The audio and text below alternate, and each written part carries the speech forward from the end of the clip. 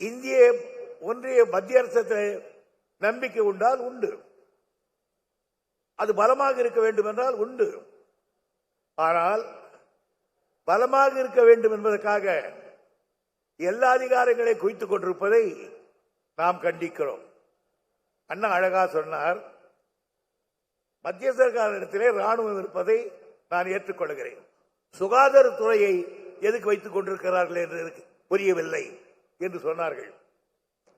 ஆகையினால் நமக்கு அதைத்தான் அவர்கள் அண்ணா அவர்கள் சொன்னார்கள்.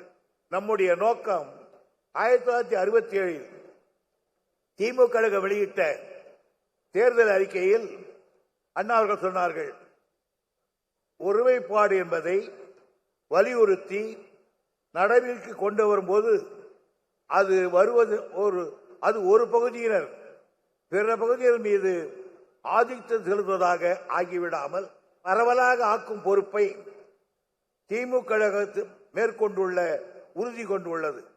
மாநில உரிமைகள் நசுக்கப்படாமல் பாதுகாத்திடவும் பொருளாதாரம் சீராக எல்லா மாநிலங்களுக்கும் அடைவதற்காக ஒரு திட்டத்தை மேற்கொள்ளவும் திராவிட முன்னேற்ற கழகம் பொறுப்புடன் பணியாற்றும். இதுதான் நமக்கு மத்திய அரசாங்கத்தோடு சட்டத்திலே இருக்கிறது. அதே போன்றுதான் 71 தேர்தல் அறிக்கையிலே கலைஞர் அவர்கள் மாநில உரிமைகளை பாதுகாப்புடன் முடிவுக்கு இருக்க குறிப்பிடத்தக்க எஞ்சிய அதிகாரங்கள் மத்திய சர்க்காரிடம் ஒப்படைக்கப்பட்டுள்ள முறை மாற்றி அவை மாநிலங்களுக்கு தரப்படும் என்பதாகவும் கழகம் பாடுபடும் என்று தெரிவித்திருக்கிறார்கள்.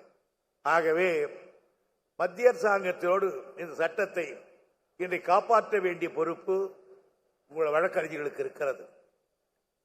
இந்த அரசியல் சட்டம் உருவாக்கப்பட்ட போதே அதை ஒரு இடத்தில் இருந்த ஒரு இருட்டடைப்பை சண்முகம் துரைராஜ் கேஸ் மூலம் நிவர்த்தி செய்ததும் கழகம்தான். நீங்கள் ஒரு அறிவு ஜீவிகளுடைய பட்டாளம். நீங்கள் நினைத்தால் எதையும் சாதிக்க முடியும்.